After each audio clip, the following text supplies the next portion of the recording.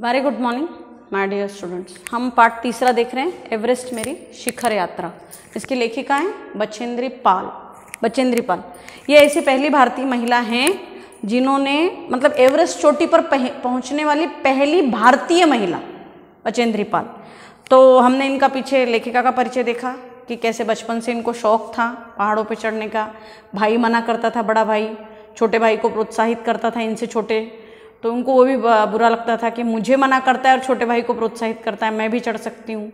और चढ़ने का काम भी पड़ा बचपन में, क्योंकि पहाड़ी पर्वतीय स्थान से ही इनका मतलब रहने का जो निवास स्थान था वो पर्वतीय स्थान में ही था। तो साल के 2-4-5 महीने इनको हमेशा पहाड़ियों पे ही चढ़कर जाना आना पड़ता था स्कूल के लिए भी, क्योंकि कुछ मतलब मौसम अनुकूल ना होने पर कुछ समय के लिए तराई यानी पहाड़ों से नीचे के गांव में आके परिवार रहता था और कुछ समय के लिए फिर पहाड़ों के ऊपर रहता था। तो जब नीचे आके तराई में रहता था परिवार, तो इनको चढ़कर ही पहाड़ों पे चढ़कर ही स्कूल जाना पड़ता था, क्योंकि स्कूल पहाड़ियों पे ही थी। यहाँ तक हमने देखा। उसके बाद 7 मार्च को कैसे दिल्ली से काठमांडू के लिए इनका हवाई जहाज वहाँ से निकला, एक अग्रिम दल को पहले भेजा गया जिससे वो बेस कैंप के पहले पहुँचने से पहले दुर्गम हिमपात को साफ कर सके रास्ते को।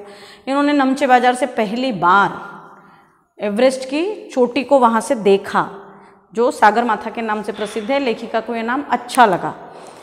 एवरेस्ट की तरफ गौर से देखते हुए मैंने एक भारी बर्फ का बड़ा फूल, प्लूम जिसे कहते हैं, देखा, जो पर्वत शिखर पर लहराता एक ध्वज सा लग रहा था। मुझे बताया गया कि यह दृश्य शिखर की ऊपरी सतह के आसपास 150 किलोमीटर अथवा इससे भी अधिक की गति से हवा चलने के कारण बनता था, क्योंकि तेज हवा से सूखा बर्फ पर्वत पर उड़ता रहता था। बर्फ का यह ध्वज 10 किलोमीटर या इससे भी लंबा हो सकता था। शिखर पर जाने वाले प्रत्येक व्यक्ति को दक्षिण पूर्वी पहाड़ी पर इन तूफानों को झेलना पड़ता था, विशेषकर खराब मौसम में। यह मुझे डराने के लिए काफ़ी था। फिर भी मैं एवरेस्ट के प्रति विचित्र रूप से आकर्षित थी और इसकी कठिनतम चुनौतियों का सामना करना चाहती थी। लेखिका ने पहली बार नमचे बाजार से, जो शेरपालैंड का एक नगरीय क्षेत्र है, वहाँ से देखा। और नेपाल के लोग जिस नाम से उसको बुलाते हैं हिमालय पर्वत को, एवरेस्ट की चोटी को, वो है सागर माथा। सागर माथा नाम क्यों अच्छा लगा लेखिका को? आपको 1 मार्क का 2 मार्क का प्रश्न आ सकता है कि सागर माथा नाम लेखिका को क्यों अच्छा लगा। सागर माथा का अर्थ है समुद्र या सागर का मस्तक। माथा, नीचे समुद्र लहरा रहा है और मतलब नीचे का भाग जो है, और उसका इतना ऊंचा शरीर कि उसका मस्तक जो है एवरेस्ट की चोटी है, माथा उसका एवरेस्ट की चोटी है। इसलिए इस अर्थ में लेखिका को ये नाम, जो नेपाली लोग इसको बोलते हैं या नेपाल में कहा जाता है इसको सागर माथा, ये नाम लेखिका को अच्छा लगा इस अर्थ में। दूसरा, ये जो मैंने अभी पढ़ा कि एक उन्होंने बड़ा फूल या प्लूम जो ध्वज जैसा लगा लेखिका को, इसके ऊपर भी प्रश्न आता है आपको कि लेखिका को क्या ध्वज जैसा लगा एवरेस्ट की चोटी पर, शिखर पर। तो सूखे बर्फ मतलब तेज हवाओं के कारण एवरेस्ट की चोटी पे जो सूखा बर्फ हवा में उड़ रहा था वो किसी ध्वज के समान लेखिका को लगा, जिसे प्लूम कहा जाता है, या फूल, उनको फूल के समान लगा वो, कि बहुत बड़ा फूल है वहां पर कोई, या ध्वज है कोई, बहुत बड़ा झंडा है वहां पर। एवरेस्ट की तरफ गौर से देखते हो मैंने एक भारी बर्फ का बड़ा फूल, फूल मतलब इसलिए कहा यहाँ प्लूम कि वो सूखी बर्फ है, बहुत सारी सूखी बर्फ, तेज हवा, वहां बहुत तेज हवाएं ऊपर जो चल रही हैं, उसके कारण जो सूखा बर्फ हवा में उड़ रहा है उससे ऐसा लग रहा है कोई ध्वज बन गया है, बड़ा सा फूल बन गया है, ध्वज बन गया है, ऐसा लेखिका को महसूस हुआ। जो पर्वत शिखर पर लहराता एक ध्वज सा लग रहा था। मुझे बताया गया कि यह दृश्य शिखर की ऊपरी सतह के आसपास 150 किलोमीटर अथवा इससे भी अधिक की गति से हवा चलने के कारण बनता था। मतलब 150 किलोमीटर पर आवर इतनी स्पीड से जो हवाएं ऊपर चलती हैं, इससे भी तेज स्पीड से जब हवाएं ऊपर चलती हैं तो ऐसा ही फूल बनता है। सूखी हवा जो उड़ती है वातावरण में वहां के, तो ऐसा ही कोई बड़ा सा फूल बनता हुआ, ध्वज बनता हुआ दिखाई पड़ता है, जिसे प्लूम भी कहा जाता है, क्योंकि तेज हवा से सूखा बर्फ पर्वत पर उड़ता रहता था। बर्फ का यह ध्वज, और ये कितना बड़ा हो सकता था? 10 किलोमीटर या इससे भी लंबा हो सकता था। ये इतना बड़ा हो सकता है ध्वज, ये फूल जिसको कहा है उन्होंने, ये मतलब इतना बड़ा झंडा दिख सकता है कि 10 किलोमीटर लंबा भी हो सकता है, इतनी बर्फ इतनी तेज स्पीड से, और इतना सूखा बर्फ है वहां पर उड़ने के लिए कि वो ऐसा 10 किलोमीटर तक या उससे भी अधिक लंबा हो सकता है। शिखर पर जाने वाले प्रत्येक व्यक्ति को दक्षिण पूर्वी पहाड़ी पर इन तूफानों को झेलना पड़ता था, विशेषकर खराब मौसम में। तो जो भी व्यक्ति शिखर पर जा रहा है ऊपर, उसको इस जो तेज चलने वाली हवाएं हैं, मतलब इतनी जोर जोर से चलने वाली हवाएं हैं, ये जो वहाँ की तूफान कह सकते हैं आप इसको, इन तूफानों को हर व्यक्ति को झेलना पड़ता था। और विशेषकर अगर मौसम खराब हो जाए तो बहुत मुश्किल हो जाती है फिर वहाँ, क्योंकि इतनी तेज हवा चल रही है, आप जहाँ पैर रख रहे हैं वहाँ पर भी आपको चीज़ों के सहारे से खुद को रोक कर रखना पड़ता है। वो बर्फ़ है, नीचे धंस सकते हैं आप, ऊपर हवाएं तेज चल रही हैं, हवा में बर्फ़ उड़ रहा है, बहुत बार कुछ दिखाई ना दे सामने, ऐसी बहुत सारी मुश्किलें वहाँ पर आती हैं। मुझे यह डराने के लिए काफ़ी था, लेखिका को यह डराने के लिए भी काफ़ी था कि इतने ऊपर इतनी तेज हवाएं चलती हैं। फिर भी मैं एवरेस्ट के प्रति विचित्र रूप से आकर्षित थी और इसकी कठिनतम चुनौतियों का सामना करना चाहती थी। लेखिका को डराने के लिए तो ये काफ़ी था, लेकिन इसके बावजूद लेखिका कहती हैं कि मैं उस एवरेस्ट की चोटी के प्रति एक विचित्र रूप से आकर्षित थी। मुझे वहाँ पहुँचना था, मुझे एक आकर्षण था कि मुझे वहाँ पहुँचना है, एक जिद थी, एक लगन थी। और इसकी कठिनतम चुनौतियों का, कितनी भी कठिन से कठिन, सबसे कठिन चुनौतियां भी जो थी उसका सामना करने के लिए मैं तैयार थी, करना चाहती थी। जब हम 26 मार्च को पेरिस पहुंचे, हमें हिमस्खलन के कारण हुई एक शेरपा कुली की मृत्यु का दुखद समाचार मिला। खुम्बू हिमपात पर जाने वाले अभियान दल के रास्ते के बाईं तरफ सीधी पहाड़ी के धसकने से ल्हात्सो की ओर से एक बहुत बड़ी बर्फ की चट्टान नीचे खिसक आई थी।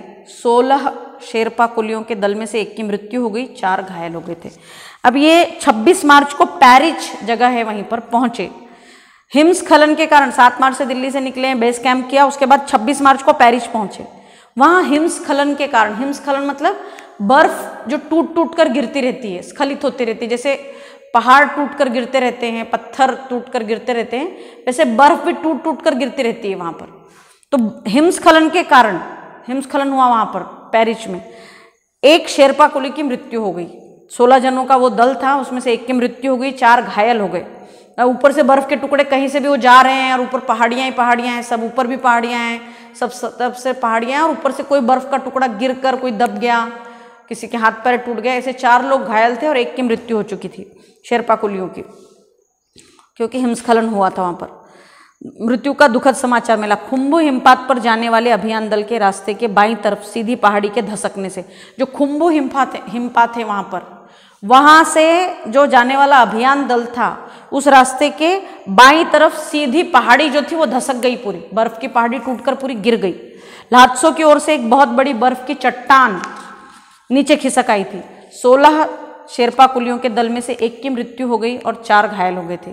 इस समाचार के कारण अभियान दल के सदस्यों के चेहरों पर छाए अवसाद को देखकर हमारे नेता कर्नल खुल्लर ने स्पष्ट किया कि एवरेस्ट जैसे महान अभियान में खतरों को और कभी कभी तो मृत्यु भी आदमी को सहज भाव से स्वीकार करनी चाहिए। अब सबको बड़ी चिंता हो गई, बड़ी परेशानी हो गई कि जो आगे दल गया था शेरपा कुलियों का, जो इनके रास्ते को ठीक साफ करने के लिए गया था, उसमें से ऐसा हो गया कि एक शेरपा कुली की मृत्यु हो गई, 4 घायल हो गए, क्योंकि एक बहुत बड़ी खुम्बू हिमपात के पास ल्हात्सो की ओर से सीधी तरफ से एक चट्टान बहुत बड़ी टूटकर हिमस्खलन के कारण गिरकर टूटी। ल्हात्सो की ओर से एक बहुत बड़ी बर्फ की चट्टान नीचे खिसक आई थी। तो सब लोग बड़े चिंता में पड़ गए, जाने वाले जो थे अभियान दल के लोग, उनके चेहरे पे अवसाद, दुख, ये मृत्यु का समाचार दुखद था ना, क्योंकि जाने वाला दल जो इनसे पहले है, जो रास्तों को साफ कर रहा है इनके जाने के लिए, वो उसमें फंस गया इतने बड़े तूफान में, तो फिर कैसे होगा आगे, मतलब कितनी बड़ी मुश्किल चुनौती है ये। तो सबके चेहरे पे अवसाद, दुख की छाया देखकर इनके जो नेता थे, जिस अभियान दल में लेखिका थी बचेंद्री पाल, कर्नल खुल्लर ने स्पष्ट किया कि एवरेस्ट जैसे महान अभियान में खतरों को और कभी कभी तो मृत्यु भी आदमी को सहज भाव से स्वीकार करनी चाहिए।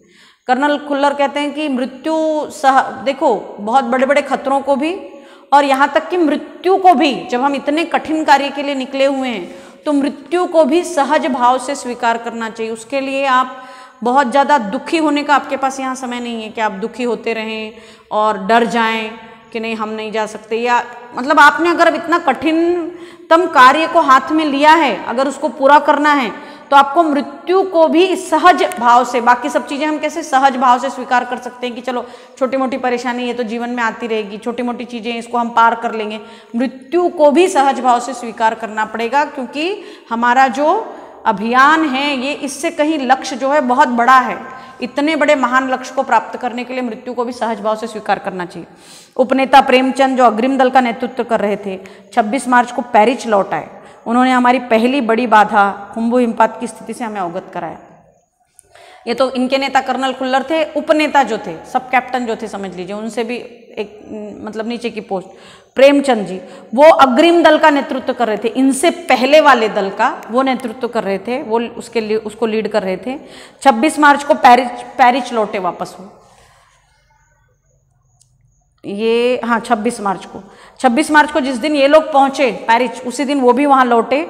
उन्होंने हमारी पहली बड़ी बाधा, इनकी सबसे पहली बड़ी बाधा वही थी खुम्बु हिमपात, जहां इतनी मतलब हिमस्खलन होता रहता है, बर्फ की बारिश होती रही है, कैसा भी मौसम वहां बदल रहा है, तो उसकी स्थिति से इनको अवगत कराया। उन्होंने कहा कि उनके दल ने कैंप 1 मतलब उनका जो दल था जो साफ करने के लिए गया था रास्ते को भी, इनसे भी पहले वाला दल 6000 मीटर, वो 6000 मीटर की ऊंचाई पे था, जो हिमपात के ठीक ऊपर है, हिमपात के ठीक ऊपर लगाए गए, वहां तक का रास्ता साफ कर दिया है। उन्होंने यह भी बताया कि पुल बनाकर, रस्सियां बांधकर तथा झंडियों से रास्ता चिन्हित कर सभी बड़ी कठिनाइयों का जायजा ले लिया गया है। उन्होंने इस पर भी ध्यान दिलाया कि ग्लेशियर बर्फ की नदी है और बर्फ का गिरना अभी जारी है। हिमपात में अनियमित और अनिश्चित बदलाव के कारण अभी तक के किए गए सभी काम व्यर्थ हो सकते हैं। हमें रास्ता खोलने का काम दोबारा करना पड़ सकता है। इनसे पहले जो कैंप गया था, जिसको लीड कर रहे थे, जिसका नेतृत्व कर रहे थे अग्रिम दल, जो इनसे पहले ऊपर गया था, लेखिका से भी पहले, और शेरपा कुलियों का दल तो उससे भी ऊपर गया था समझ लो। मतलब पहले शेरपा कुलियों का दल गया, बाद में फिर उपनेता प्रेमचंद का दल गया। वो खुम्बु हिमपात की स्थिति से सारी बातों से अवगत कराया कि कैसे हम वहाँ तुम्हारे लिए क्या क्या तैयारियां कर आए हैं और कैसे ये तैयारियां पूरी व्यर्थ हो सकती हैं। कैसे उन्होंने बताया कि 6000 मीटर खुम्बु हिमपात के ऊपर हमने कैंप लगाया है और वहां तक का रास्ता भी साफ कर दिया है, पुल बना दिया है तुम लोगों के चढ़ने के लिए, रस्सियां बांध दी हैं, झंडियों से चिन्हित कर दिया कि इसी रास्ते से चढ़ना है ऊपर। सभी बड़ी कठिनाइयों का जायजा ले लिया कि और क्या क्या वहां कठिनाइयां हैं। इस पर भी ध्यान दिलाया कि ग्लेशियर बर्फ की नदी है, वहां की जो बर्फ की नदी बह रही है वो अभी भी बर्फ गिर रही है उसमें बहुत सारी, और हिमपात में अनियमितता मतलब बर्फ कभी भी थोड़ी बहुत गिर रही है, थोड़ी थोड़ी गिर रही है, अचानक बहुत बड़ी बड़ी बर्फ के चट्टान के टुकड़े गिर सकते हैं टूट कर। हिमपात होना है ना बर्फ की बारिश, तो बर्फ की बारिश में जो अनियमितता है कि थोड़ी बहुत हल्की हल्की हो रही तो ठीक है, बहुत जोरदार शुरू हो जाए, बड़े बड़े चट्टाने टूटकर खिसकने लगे, तो ये जो अनियमितता और अनिश्चित बदलाव है, इसके कारण अभी तक के किए गए काम, मतलब जो रास्ता बनाया है, झंडियां लगाई हैं, पुल बनाया है, वो सब भी टूटकर गिर सकता है, पूरा खत्म हो सकता है, दिखाई ना पड़े वो कहाँ है बनाया हुआ। ये भी हो सकता है, काम व्यर्थ हो सकते हैं और हमें रास्ता खोलने का काम दोबारा करना पड़ सकता है। अगर काम पड़ा तो हमको फिर, अगर ये सब ऐसा हो गया, कुछ प्रॉब्लम हुई, क्योंकि अभी भी बर्फ वहाँ गिर रही है, ग्लेशियर है वहाँ बहने वाली नदी बर्फ की पूरी, तो फिर से अगर हिमपात, और वो भी अनिश्चित है हिमपात, कोई निश्चित नहीं है कि एक जैसे ही चलता रहेगा, बहुत बड़े बड़े चट्टाने टूटकर अगर खिसक कर गिरने लगेंगी, रास्ता पूरा बंद हो जाएगा, तो हमको दोबारा रास्ता खोलने का काम करना पड़ सकता है। इसके आगे बचा हुआ लेसन हम नेक्स्ट वीडियो में देखते हैं बच्चों, कि कैसे बेस कैंप 1 में पहुँचे ये लोग और कैसे आगे क्या हुआ, फिर क्या क्या कठिनाइयाँ हैं, और आगे बहुत सारा सफ़र बाकी है। अभी तो शुरुआत हुई है जहाँ इन लोगों को ये खबर मिली, तो इसको आप पढ़िएगा ध्यान से, कहाँ कितने तारीख को पहुँचे, किस कैंप में पहुँचे, किसका नेतृत्व कौन कर रहा था, किस दल का, इनके नेता कौन थे, इससे आगे जाने वाले अग्रिम दल का नेतृत्व कौन कर रहा था। ऐसे बहुत सारे प्रश्न जो 2-2 मार्क के लिए आपको पूछे जाते हैं, उसको आप पढ़िए, ध्यान रखिए, और आगे लेसन और बचा हुआ नेक्स्ट वीडियो में लेते हैं। थैंक यू बच्चों।